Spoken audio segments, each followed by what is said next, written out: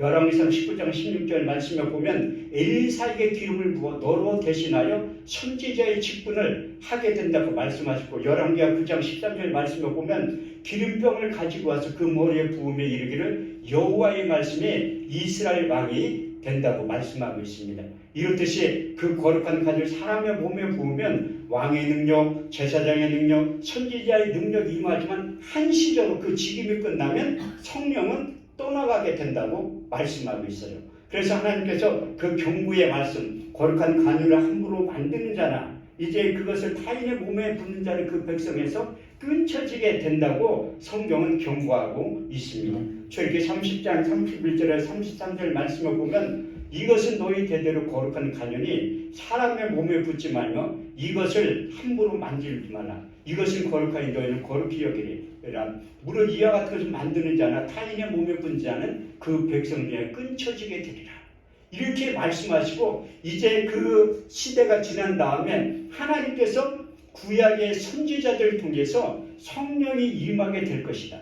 창세기 1장과 2장 회복이 임하게 될 것이다. 예언의 말씀을 하시네요. 그 대표적인 말씀이 어디에 있냐면 요엘서 2장 28절에서 29절 말씀을 보면 그때에 내가 내 영을 남종과 여종들에게 부어주리니 너희 자녀들은 장래일을 말할 것이요 너희 젊은이들은 환상을 보고 너희 늙은이들은 꿈을 꾸게 된다고 말씀하셨고, 이사야 32장 15절 말씀을 보면 마침내 성신을 이에부터 너에게 부어주리니 광야가 아름다운 밭이 되고 아름밭이 살림으로 변하게 된 놀라운 역사가 나타나게 될 것이라. 이렇게 예언의 말씀을 하신 다음에 우리 주님께서 말씀이 육신이 되어 이 땅에 오시는 첫 번째 보혜사로 오셨기 때문에 우리 주님께서 성령에 대해서 언급하지 않으셨어요. 근데 어느 순간에 니고데모라고 하는 유대인 한 관원이 예수님께서 사역을 보인 다음에 예수님께 찾아왔어요. 왜? 권력이 많이 있고 지식이 손에 쥔 게 많은 사람은 주위에 눈이 있기 때문에 시선이 있기 때문에 예수님을 찾아올 때 밤에 찾아왔다 성경을 말씀하고 있습니다. 그래서 예수님께 찾아와서 어떻게 하면 구원을 얻을 수 있습니까? 어떻게 하면 영원한 생명을 얻을 수 있습니까? 어떻게 하면 하나님 나라와 관계를 맺을 수 있습니까? 이런 종합적인 질문을 던졌을 때 우리 주님께서 딱 한마디 하셨습니다. 육으로 난 것은 육이요 성령으로 난 것은 영이니 물과 성령으로 거듭나지 아니하면 하나님 나라에 들어갈 수도 없고 영적인 세계와 관계를 맺을 수 없다고 그렇게 답변하셨는데, 그 말씀을 들었던 느고데모가 아니 어떻게 어른이 돼서 어미의 뱃속에 들어가서 다시 태어날 수 있습니까? 이 중생의 비밀에 대해서 깨닫지 못하니, 이렇듯이 영적인 세계는 많은 지식을 가지고 있다 할지라도 영적인 지식이 아니면 아무런 의미가 없다고 말씀하고 있어요. 고린도전서 2장 14절 말씀을 보면 육에 속한 사람은 하나님의 성령의 일을 받지 아니하나니 저에게 미련하게 보이면 깨닫지도 못하나니 이런 일은 영적으로야 분별하느니라. 할렐루야. 이렇듯이 영적인 세계는 신령한 것으로 분별하게 된다고 말씀하고 있어요. 그래서 우리 주님께서 니고데모에 이런 말씀을 또 하시죠. 바람이 임으로 불매 너희가 그 소리를 들어도 어디서 와서 어디로 가는지 알지 못하고는 성령으로 난 자는 이러하니라. 이렇게 말씀을 하신 다음에 더 이상 성령에 대해서 언급하지 않으시고 이제 우리 주님께서 마지막 고별설교 요한복음 14장, 15장, 16장에 걸쳐서 4번에 걸쳐서 보혜사 진리의 성령에 대해서 말씀하기 시작했어요. 보혜사가 무엇인가 하면 헬라어 원문에 보면 파라클로테스, 그 하나님 우리를 도와주신다, 변호자, 위로자의 그 뜻을 내포하고 있어요. 그래서 우리 주님께서 십자가 사건을 앞두고 떠날 때가 됐기 때문에 보혜사 진리의 성령에 대해서 가르치기 시작합니다. 첫 번째 가르치고 있는 장면이 요한복음 14장 16절 18절 말씀을 보면 내가 너에게 말하노니 내가 떠나가는 것이 너에게 유익이라. 내가 가면 보혜사를 너에게 보내리니 그가 와서 죄에 대해 의에 대해 심판에 대해서 요한복음 16장에 대해서 말씀하셨어요. 그래서 두 번째 요한복음 14장 26절 말씀에 보면 보혜사 곧 아버지께로부터 너에게 보내실 성령 그가 너에게 모든 것을 가르치시고 내가 말한 모든 것을 생각나게 하시리라. 그분이 오셔야지만 우리 주님에 대해서 자세히 가르쳐 주시고 우리 주님께 제자들에게 하신 말씀에 대해서 생각나게 하신다. 세 번째 요한복음 15장 26절 말씀을 보면 아버지께로부터 너희가 본을 보혜사 곧 아버지께로부터 나오신 진리의 성령이 오실 때 그가 나를 증거하시고 그분이 오셔야지만 내가 이제 출생의 비밀부터 여러 가지 공생에 사역했던 그 모든 것들을 성령 하나님이 가르쳐 주신다고 약속하고 있어요. 그래도 알지 못하니까 마지막으로 네 번째 이렇게 말씀하고 있어요. 내가 실상을 말하노니 내가 떠나가는 것이 너에게 유익이라. 가면 내가 보혜사를 보내는 그가 와서 죄에 대하여 의에 대하여 심판에 대하여 이 세상을 책망하시리라. 죄에 대하면 너희가 나를 믿지 아니하며 의에 대하면 내가 아버지께로 가서 너희가 나를 다시 보지 못하며 심판에 대하면 이 세상 임금이 심판을 받았느니라. 네 번에 걸쳐서 얘기했는데도 영적인 설교를 하니까 제자들 잘 알아듣지를 못한. 그래서 마지막으로 결론을 내려주시는 요한복음 16장 13절 말씀에 보면 그러나 진리의 성령이 오시면 그가 너를 모든 진리 가운데로 인도하시니 스스로 말하지 않고 오직 듣는 것을 말하시며 장래일을 너희에게 알려주시겠다고 말씀하셨어요. 그 다음에 이제 성령에 대해서 언급하지 않고 부활하셔서 이 땅에 40일 동안 계시면서 또 성령에 대해서 언급하십니다. 왜? 그만큼 성령이 오시는 것에 대해서 중요하기 때문에 예수님께서 부활하셔서 이 땅에 40일 동안 계시면서 제자들이 나타나셔서 하신 첫 번째 말씀이 성령을 받으라니. 요한복음 20장 21절에서 22절 말씀을 보면 예수께서 가라사대 너에게 평강이 있을지어다. 아버지께서 나를 보내신 것 같이 나도 너희를 보내느라. 이 말씀을 향하여 하시고 숨을 내쉬며 가라사대 성령을 받으라. 나의 영을 받으라. 나의 숨을 받으라고 말씀하시죠. 하나님의 호흡, 하나님을 숨쉬는 장면에 대해서 성경에 딱 두 군데 기록된 창세기 2장 7절 하나님이 흙으로 사람을 지으시고 그 코에 생기를 불어넣으시니 사람이 생명이 되었다고 말씀하셨고 우리 주님께서 오셔서 성령을 받으라고 숨을 내쉬며 가라사대 성령을 받으라고 말씀하셨어요. 이것뿐만 아니라 이제 누가복음 24장 44절에서 47절 말씀에도 성령에 대해서 언급하고 있습니다. 또 이르시되 내가 너희와 함께 있을 때 너희에게 말한 바 곧 모세의 율법과 선지자의 글과 시편에 기록된 말이 이루어져야 할 말이 이것이라 하시고 또 저의 마음을 열어 성경을 깨닫게 하시고 또 이르시되 그리스도가 고난을 받고 제 죽은 자 가운데 다시 삶을 살아날까 그의 이름으로 제사함을 얻게 하는 행위가 예루살렘부터 시작해 모든 민족의 증거될 일이 기록되어 있으니 너희는 이 모든 일의 증인이라. 볼지라 내가 아버지의 약속한 것을 보내리니 너희는 이로부터 능력이 입힐 때까지 이 성에 유하라고 말씀하신 다음에 다시 한번 마지막으로 그 사도행전 1장 1절에서 8절까지의 말씀이 이렇게 기록되어 있습니다. 데오빌리어 내가 전에 쓴 글에는 예수께서 행하시며 가르치기 있음을 시작하신부터 택하신 사도들에게 명하시고 승천하신 일까지의 일을 기록하였느라. 해 받으신 후에 친히 사심을 나타내사 40일 동안 저에게 보시며 하나님 나라의 일을 말씀하시니라. 사도와 같이 보이사 저에게 분부하여 가라사대 예루살렘을 떠나지 말고 내게 들은 바 아버지의 약속하신 것을 기다려라. 요한은 물로 세례를 베풀었으나 너희는 몇 날이 못돼 성령으로 세례를 받게 될 것이다. 저희가 모였을 때 예수께 묻자 가로되 예루살렘 회복하심이 이때니까 하니 예수께 가라사대 때와 기한은 아버지의 권한에 두었으니 너희는 알 바 아니요 오직 성령이 너희에게 임하시면 너희가 권능을 받고 예루살렘과 온 유대와 사마리아 땅끝까지로 내 증인이 될 것이다. 이런 당부를 하신 다음에 이제 너희는 마음을 갖춰야 전혀 기도에 힘쓸 때 선지자를 통해서 예언했던 우리 주님께서 예언했던 그 말씀이 성취되어질 것이다. 그 성취되어지는 장면이 하나님의 약속의 말씀, 하나님의 때에 하나님의 방법으로 반드시 역사하게 된다고 성경은 강조하고 있습니다. 시편 89편 34절 말씀을 보면 내 언약을 파하지 아니하고 내 입술에 낸 것도 변치 아니하리라. 민수기 23장 19절 말씀을 보면 여호와는 인생이 아니시니 거짓말하지 아니하시고 인자가 아니시 후회가 없으시도다. 어찌 말씀하시면 행치 아니하시고 하신 말씀을 실행치 아니하시랴. 그래서 성령 받기를 간절히 사모하는 자들이 모여서 기도하게 됩니다. 우리 주님께 승천할 때 500명의 증인들이 이렇게 봤는데 이제 다락방까지 내려오면서 도망갔다니까 380명 흩어진 거예요. 그렇게 눈으로 예수님께서 내 성령을 보내주시는 약속 마음을 같이 저를 기도에 힘쓰라고 당부했는데도 이제 환경을 보니까 믿음이 다 없어지는. 그래서 자기 먹고 살러 흩어지게 돼. 그 120명의 사람들이 모여서 기도하기 시작해. 기도할 때 하나님께서 약속하신 것이 이루어지게 된 거예요. 사도행전 2장 1절에 13절 말씀에 성령이 최초로 성경 속에서 임하는 장면에 대해서 이렇게 기록되어 있으면 오순절날이 이르매 저희가 다 같이 한 곳에 모였더니 호련히 하늘로부터 급하고 강한 바람 같은 소리가 있어 저희 앉은 온 집에 가득하니 불에 같이 걸라지는 것이 저에게 보여 각 사람 위에 임하였더니 저희가 다 성령의 충만을 받고 성령이 말하게 하심을 따라 다른 방언으로 말하기 시작하니라.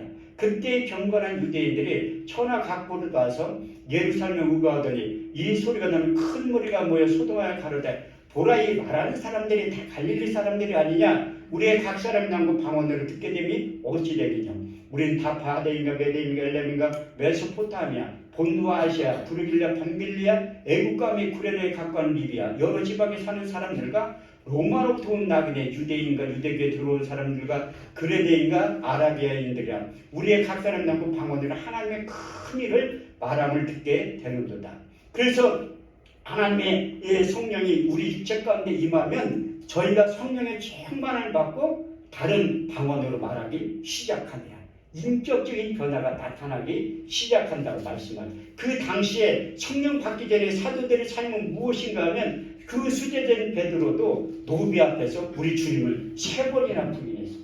그런데 대제사장, 서기관, 바리새인들 앞에서 그 사도들 목숨을 내놓고 하나님의 말씀을 증거하기 시작했는데 그 힘의 원동력이 어디에 있냐면 하나님의 영으로 감동되고 하나님의 영으로 충만했기 때문에 이제 목숨도 내놓고 하나님의 말씀을 증거하기 시작합니다. 그래서 이제 베드로가 설교할 때에 사도행전 2장에 보면 너희 말 듣는 것보다 하나님의 말씀 듣는 것이 옳다고 간증하면서 내가 보고 들은 것은 전하지 않고서는 견딜 수 없는 뜨거운 마음을 하나님께 주셨다고 말씀하고 있어요.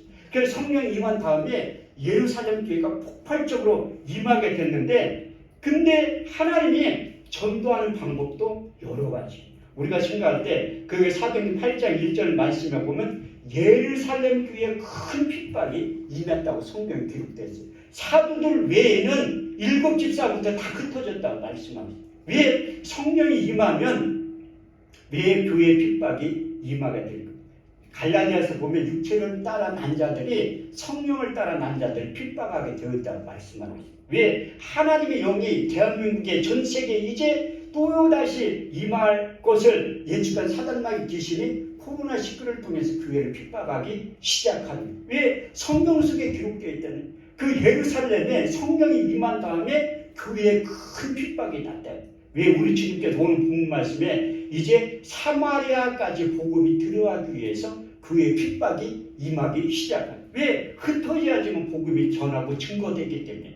그래서 이제 그 하나님께서 전도 방법이 순탄하게 하게 될 수 있지만 핍박을 통해서 강해지게 만드는 거예요. 환난 중에도 즐거워하는 환난의 인내를 연다는 소망을 이루는 줄 알미니라. 고난받는 것이 너에게 유익이라. 이로써 주의 윤례와 규례와 법도를 배우게 되었느니라.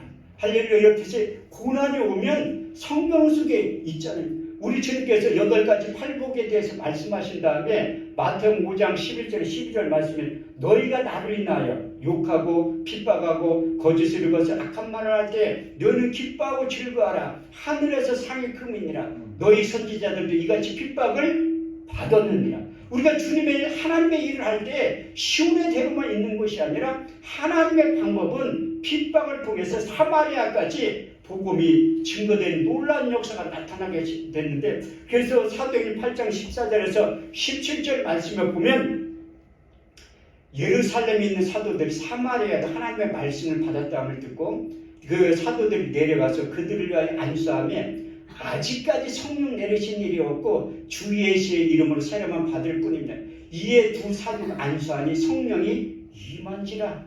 할렐루야. 이렇듯이 사도들이 사마리아에 가서 안수할 때 성령이 임했다고 말씀합니다. 그때 그 마술사 시몬이 사도들이 안수함으로 성령 받는 걸 보고 돈을 들여 가로되 이 권능을 내게도 주어 누구든지 안수하는 사람은 성령이 임하게 하소서. 그랬더니 베드로가 정말 내가 하나님의 선물을 돈 주고 생각할 수 있는 내 은과 함께 망할지어다. 이게 하나님의 능력, 은사가 돈으로 살 것 같으면 돈 많은 장로, 돈 많은 목사님, 은사가 많이 나타나는데 왜 돈으로 살 수? 하나님은 그게 아니에요. 하나님 앞에 가까이 가면 갈수록 자연스럽게 하나님의 속성이 나타나기 시작합니다. 하나님을 가까이 하라. 그러면 하나님께서 너를 가까이 하신다고 약속하시고 레위기 10장 3절 말씀에 보면 하나님을 가까이 하는 자에게 내 거룩함을 나타내고 온 백성 중에 내 영광을 나타내 보여주라. 하나님께서 그렇게 가까이 하는 자를 통해서 하나님께서 내 말과 내 전도하니 지혜의 권하는 말로 하지 않으며 다만 성령의 나타남과 능력을 하여 너희 믿음이 사람이 지혜있지 않고 하나님의 능력 가운데 있게 하려 하였노라. 그래서 예루살렘 교회 핍박인 그 당시에 사마리아는 그 유대인들이 이스라엘 백성들이 사람 취급도 안 한대요. 왜 하나님의 약속의 말씀은 이제 예루살렘 복음이 임한 다음에 사마리아까지 가기를 원하신다.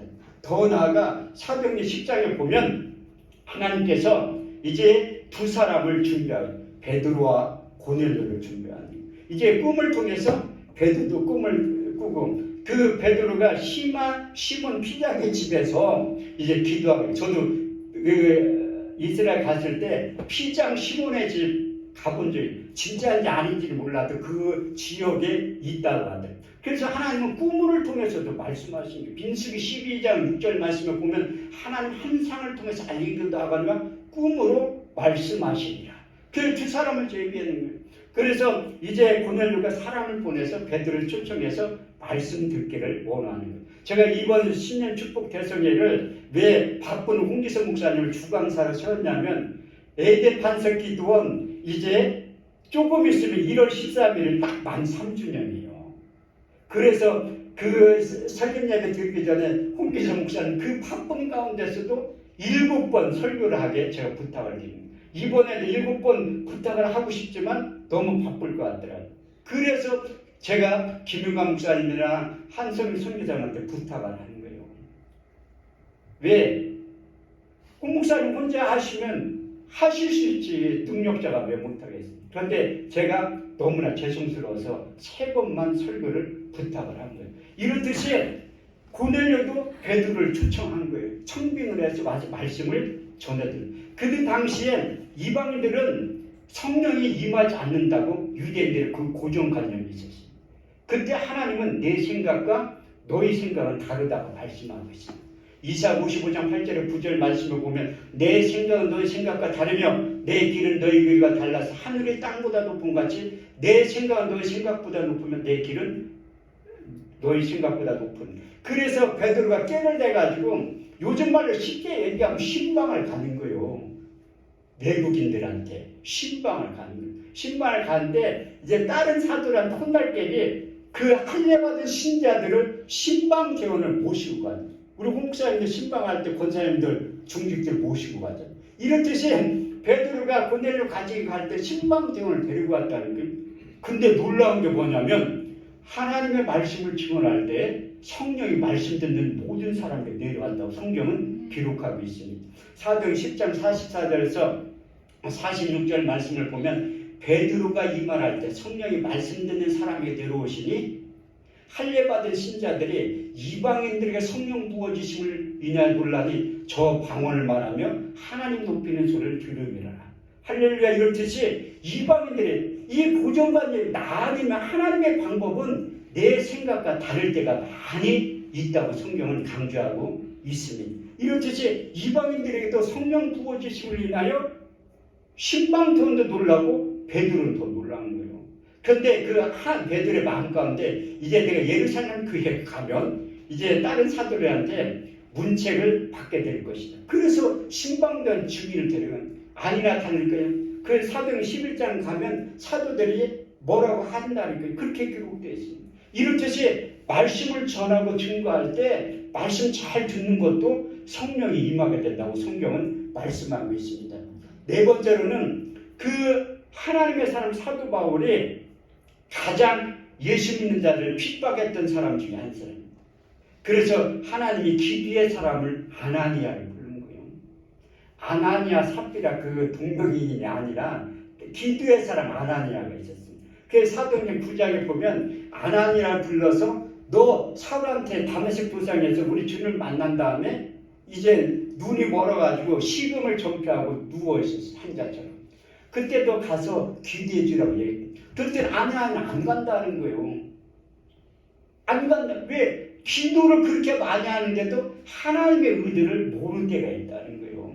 여러분들 홍미선 목사님, 담임 목사님 잘 섬겨주세요. 이 말세에 좋은 기회 좋은 담임 목사님 만나는 큰 축복인 줄 믿습니다. 여러분들 이해되지 납득되지 않는다 할지라도 담임 목사님이 여러분들이 가장 부모보다 사랑하는 게 담임 목사님이에요. 아모스 3장 7절 말씀을 보면 주 여호와께서 자기의 비밀을 그종 선지자에게 밝히지 아니할 그는 결코 행하심이 없느니라. 그래서 담임 목사님이 여러분들을 위해서 끊임없이 얘기하고, 여러분들 혹시 믿음이 없는 분들은 우리 담임 목사님 왜 이렇게 일을 많이 속된 말로 저지를까 이렇게 생각하시는 분들이 있을지 몰라도 교회는 생동감 있게 일하는 게, 그 홍미선 목사님은 그냥 개인적인 생각 주관적으로 하는 게 아니라 하나님의 사람, 성령의 사람은 하나님이 자꾸 일거리를 만드는 거예요. 여러분들이 이해되지 않고 납득되지 않는다 할지라도 믿음으로 순종해 나가면 결과가 좋잖아요. 가정은 여러분들이 이해되지 못하고 납득되지 못할 때 그 어려울 때 있지만 반드시 결과는 좋게 됩니다. 왜? 제가 8년을 지켜봤잖아요. 하나님의 사랑은 가정이 힘들지 할지라도 결과는 좋게 역사가 나타나게 되기 때문에 여러분들 믿음으로 순종하는 거예요. 그래서 순종이 제사보다 낫고 듣는 것이 휴양의 기름보다 나으니라. 제가 여기 설교할 때마다 신앙생활 잘하는 방법에 대해서 누누이 강조했죠. 신앙생활 잘하는 방법 첫 번째가 하나님 중심으로, 두 번째가 성경 중심으로, 세 번째가 교회 중심으로, 네 번째가 담임 목사님 중심으로. 여러분들 이게 맞을 것 같죠? 아니에요. 첫 번째가 담임 목사님 중심이에요. 눈에 보이는 담임 목사님 말씀을 순종도 못하는데 보이지 않는 하나님 말씀 순종한다? 하나님은 질서의 하나님이에요.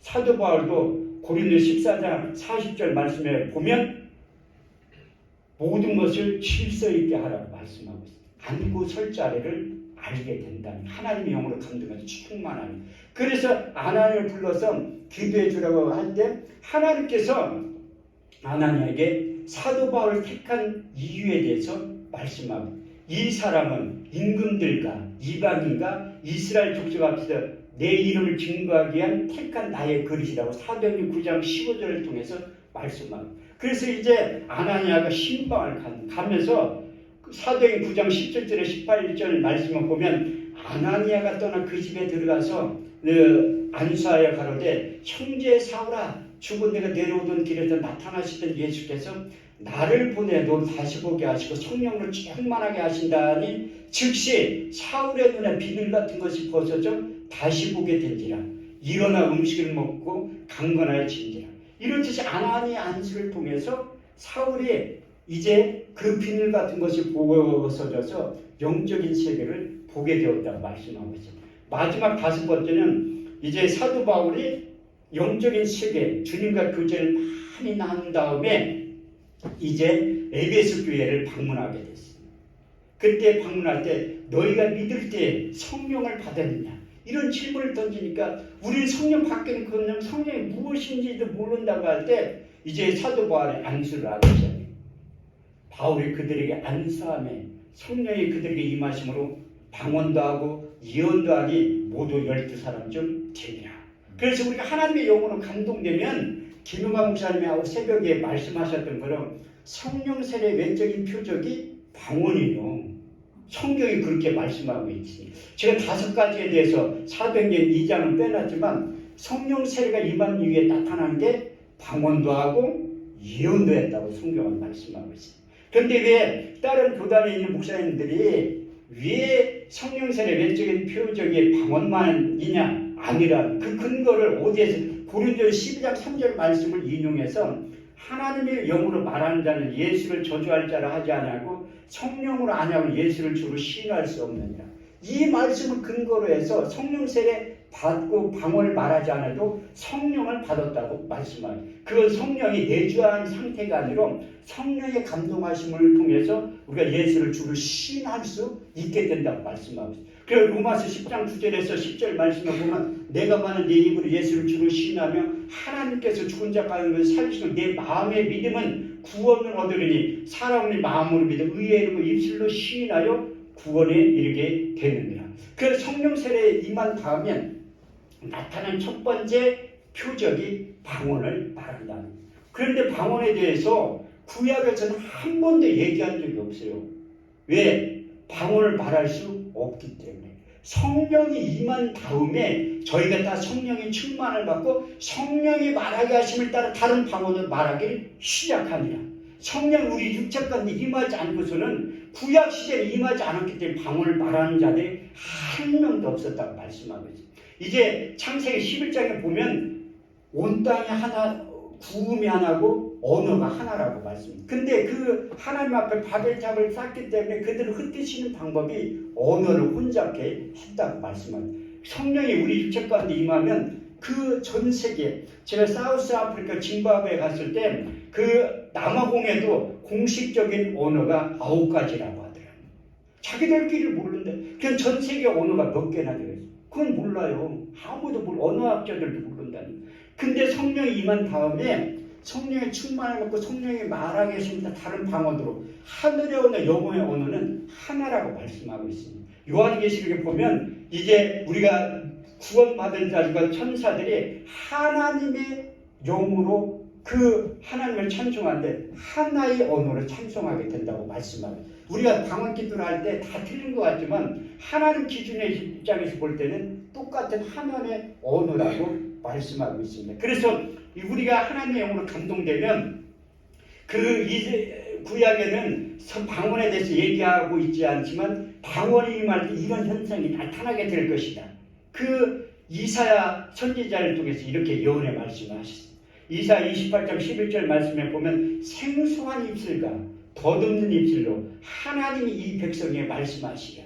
이것이 너희 안식이고 상kam하게 될 것이다. 그리고 우리가 방언 기도를 많이 하면 내 영이 시원하게 되는 이유가 바로 거기에 있습니다. 왜 하나님께서 그렇게 말씀을? 그런데 우리 주님께서 방언에 대해서 가르쳐 주셨냐? 안 가르쳐 주셨어요. 믿는 자들 따른 그 5가지 중에 새 방언을 말하게 될 것이다. 이런 예언의 말씀을 하셨고 방언에 대해서 가장 정확하게 누가 언급했냐면 제자들도 아니라는 사도 바울을 통해서 이제 성령이 임하게 되면 9가지 은사 중에 하나가 방언의 은사를 말하게 될 것이다. 그렇게 말씀하고 고린도 12장 4절 11절 말씀을 보면 은사는 여러 가지나 성령은 같고 지금은 여러 가지나 주는 같으며 역사는 여러 가지나 모든 것을 역사하시는 하나님은 같으니라. 어떤 이게 성령으로 말미암아 지식의 말씀의 은사를, 지혜의 말씀의 은사를, 믿음을, 능력 행함을, 병 고치는 은사를, 예언을, 방언을, 방언 통역함을 주시라니 이는 한 성령이 행하사 그 뜻대로 각 사람에게 나누어 주신다. 그 하나님의 성령이 나눠 주신다는 거예요. 그래서 우리가 성령의 9가지 은사를 받으면 방언을 말하게 된다. 그런데 어떤 분들은 알아듣지도 못하는 방언을 알아들을 수가 없어요. 사도 바울의 고린도 14장에 여러분들이 나는 방언의 은사를 사모하는데 방언의 은사를 받지 못했다. 그런 분들은 고린도 12장, 13장, 14장을 한 100번만 읽으면 하나님께서 성령을 부어주시고 방언의 은사도 주실 줄 믿습니다. 왜 성령이 그렇게 말씀하고 있으니까. 왜 우리가 방언 기도를 할 때 알아듣지 못하냐면 성경이 그렇게 쓰여있다는 게 고린도 14장 2절 말씀에 보면 방언을 말하는 자는 사람에게 하지 아니하고 하나님께 하나니 이는 알아듣는 자가 없고 그 영으로 비밀을 말하느니라. 알아듣는 자가 없다니까요. 그래서 저희 딸이 그러더라고요. 이 중학교 다닐 때 방언의 은사를 받으면 외국어도 유창하게 할 수 있다니까 자기는 이제 영어 공부 안 해도 된다는 거예요. 왜 방언의 은사, 영어 방언을 받으면 영어를 유창하게 그게 아니라 내가 원해서 되는 게 아니라 하나님께서 주시는 거예요. 각 사람의 필요를 따라. 사도행전 2장에 보면 이제 디아스포라 외국인들이 올 때 그 17개의 언어로 들려지기 시작하는 거예요. 그 초자연적 역사도 지금도 나타나기 시작해요. 왜 방언기도를 많이 해야 되냐면 우리나라에서 방언기도를 많이 하는 세 분의 목사님 알고 있어요. 첫 번째는 조용기 목사님, 두 번째는 윤석조 목사님, 세 번째는 홍기성 목사님. 원래는 김용관 목사님이 3등에서는 밀려났다는 거예요. 홍기성 목사님이 방언기도를 왜 그만큼 유익이 있으니까 방언기도를 하는. 왜 알아듣지도 못하는 방언기도를 하냐면 윤석열 목사님 그러네. 네가 알아서 뭐하게. 알고 싶은 방언 통역의 은사를 받아. 저도 하나님의 영으로 감돌될 때 옆에서 누가 방언을 기도하면 통역의 은사를 받으면 그 역사가 나타나기 시작한다는 거예요. 그래서 여러분들도 방언기도를 많이 하면 할수록 좋은 첫 번째 유익이 뭐냐면 내 속사람을 강건하게 만드는 거예요. 고린도서 14장 4절 말씀에 보면 방언을 말하는 자는 자기의 덕을 채운다니. 덕이라는 게 헬라 원문에 보면 오이쿠도메오, 자기의 집을 건축한다. 속사람이 그렇게 장사한 분량까지 빨리 이르기 위해서는 방언기도를 많이 해야 된다고 말씀하고 있어요. 그래서 저도 신앙생활 고등학교 2학년 때부터 했는데 방언의 은사를 언제 받았냐고 물어보는 분들이 한 분도 없더라고요. 그런데 제가 자랑을 하는 김용관 목사님은 그 오사를 기도원 가서 3일 금식에서 그 받았다니까요. 나는 내가 원해서 받은 게 아니고 고등학교 3학년 때 지금이나 그때는 똑같아. 교회에서 철학기도 하는 사람들은 노인애들밖에 없다니까요. 할머니들이. 아니 고등학생에 가니까 얼마나 이뻐하겠어요. 우리 민석이처럼 저렇게 교회 중심으로 살면 하나님께서 사랑하시고 영적인 자원 내가 원하지 않아도 주신다니까요. 우리 민석이는 고등학교 2학년 때 방언의 은사를 하나님 주실 줄 믿습니다.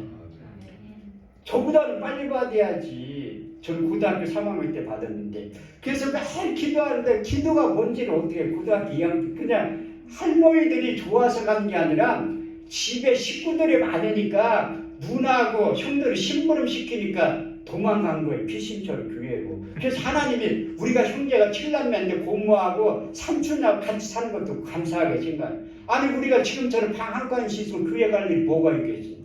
한 방에 여러 명 있으니까 있기가 불편해서 교회 간 거예요. 가깝기 때문에. 교회 가면 할머니들이 이뻐하지. 과자도 사주지. 사탕도 주지. 얼마나. 그래서 기도한 거 이렇게 구경하면 그때 어느 순간에 성령이 나에게 임한 거예요. 제가 그때 고등부 회장을 했을 때인데 할머니들이 그 떼굴떼굴 굴러다니면서 그때는 의자가 없잖아요. 이 바닥이니까 떼굴떼굴 굴러다니는데 할머니들 그렇게 굴러다니는 다 들리더라. 저 학생 미쳤어. 미친 거야. 미치게 보여요. 402장 13절 말씀에 보면 세술에 취한 모습으로 보인다는 거예요. 이게 이단들이 올 때 퇴치하는 방법이 신천지 우리 교회 오면 방언기도를 내가 하라고 시켜요. 방언기도 하면 미친 줄 알고 그냥 간다니까요. 그게 능력이고 그 구걸하러 온 사람들도 그 앞에서 교회 문 앞에서 방언기도 하면 무서워서 다 간다니까요. 왜? 성경 말씀에 보면 마귀도 방언기도를 알아듣지 못한다고 말씀합니다. 이건 제가 하는 게 아니라 성경에 그렇게 말하고 조은기 목사님이 말씀하시는 방언기도 하면 마귀도 알아듣지 못한다고. 그래서 방언기도를 하면 그 사도 바울이 강조했던 것처럼 우리가 하나님의 아들을 믿는 것과 아는 일 하나가 되어 온전한 사람이로 그리스도의 장성한 분량 충만한 데까지 이르리니 이제부터 우리가 어린아이가 되지 아니하여 사람의 결실과 간사한 유혹에 빠져 온갖 교훈과 풍조에 밀려 요동치 않게 하려 하시니라. 속사람이 강건해지면 우리의 생각을 사로잡아 그리스도께 복종하게 만드는 거예요. 내 육체를 끌고 다닌다는 거예요. 그래서 성령이 전상 보면 하나님으로 감동되어 충만하면 우리의 인격적인 변화가 나타나기 시작하는 거예요. 우리가 사도행전 2장 1절에 4절 말씀에 보면 바람 같은 소리도 있고 불에 같이 갈라지는 것도 그것도 중요하지만 더 중요한 게 무엇인가 하면 우리의 인격을 변화시킨다는 거예요. 우리의 인격을 변화시켜서 하나님과 동일한 마음, 일치한 마음을 주신다는 거예요. 그래서 이제 에스겔 36장 20절, 27절 말씀을 보면 너희 속에 성령이 임하면 새로운 마음과 새로운 생각을 부어주신다는 골로새 3장 10절 말씀에 새 사람을 입어서 자기를 창조하신 자 형상을 쫓아 지식계까지 새롭게 변화가 일어나기 시작합니다. 그래서 우리는 성령이 임해도 내 육체 가운데 견고한 신이 있어요. 육신의 생각이 있다는 게 육의 생각과 영의 생각은 달라요. 그 성령이 오셔서 우리의 생각을 다 뜯어고치는 거예요. 하나님과 동일한 마음, 일치한 마음을 주시기 위해서. 이것이 활성화되기 위해서는 끊임없이 방언기도를 해야 된다고 성경은 말씀하고 있습니다.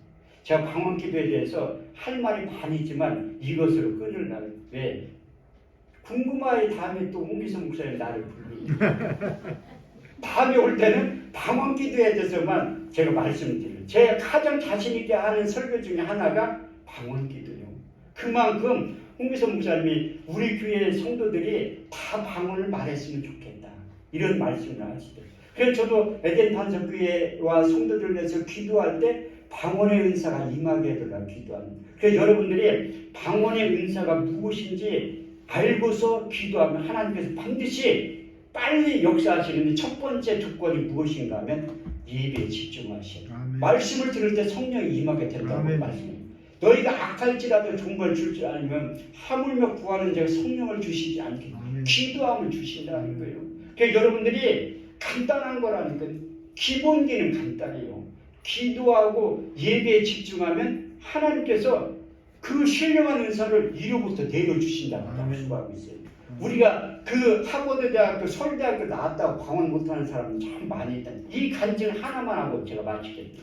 제가 그 지방에 임원 5년 할 때 목사고시 대상자 그 면접을 제가 5년 동안 본 적이 있어요.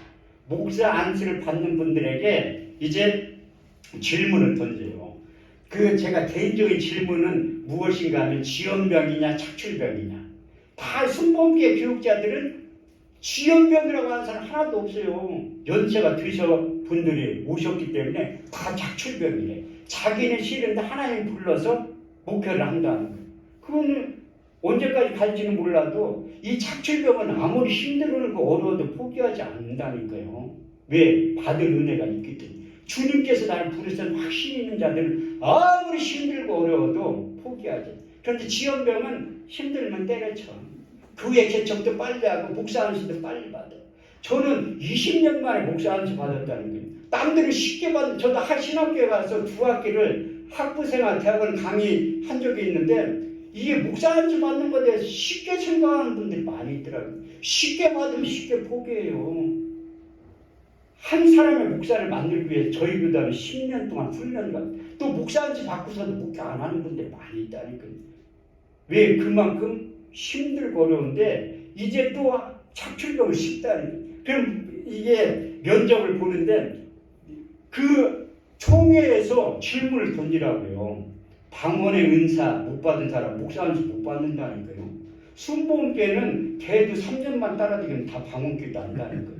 그 유명한 얘기가 있잖아요. 그래서 내가 물어봤어요. 거기 전도사님들한테 목사고시 대장들한테 방언기도 못하는 사람 있냐고 손들어 보니까 한 사람이 또 이상하다. 순복음교회는 이 조장 지역장만들 방언의 은사를 다 받아서 얘기하는데 그만큼 사망이. 그럼 한 사람 남자 전도사님이 있더래. 왜 학교 신학교 어디 나왔냐니까 영남신학대하고 나왔대. 할 리가 없지. 방언의 은사는 가짜라고 교수들이 가르치는데. 그런데 무슨 방언의 은사를 사모하겠습니까? 성령의 나타남과 능력에 대해서 교수들이 인정을. 요즘 자유주의 신학교 젊은 교수들은 예수 안 믿는 사람들 상당히 많다니까요. 그런 제 교수한테 배운 사람들이 방언의 은사를 인정하겠어요? 성령의 역사는 사도시대에 끝났다고 강조하고 있는데. 그래서 내가 그 전도사님들이 그랬어요. 목사 안수 받을 때까지 아직 시간이 있으니까 기도원에 가서 금식을 하든 산에 가서 기도를 하든 방언의 은사를 꼭 받아야 된다고. 못 받으면 어떻게 돼요? 목사 안수 못 받아요. 그건 제가 하는 게 아니라 총회에서 그렇게 지시를 내려왔기 때문에 제가 그대로 얘기를 하는 거예요. 아니 그 사람 일생에 달려있는데 방언의 은사 못한다고? 목사 안수 못 받는다? 그만큼 중요하기 때문에 목사 안수 못 받게 하는 거예요. 그 여러분들이 더욱더 사모할 때 지금부터 통성을 기도할 때인데 하나님은 지금 역사하실 수도 있어요. 왜? 주권자는 하나님이기 때문에. 같은 한 성령이 그때대로 각 사람이 나눠 주시느냐. 우리 찬송가 178장 은혜가 풍성한 하나님 부를 때 통성으로 기도할 때 김윤광 목사님, 한성일 선교사님이 우리 담임 목사님 허락을 한 거예요. 여러분들을 위해서 안수 기도 해주실 것 믿습니다.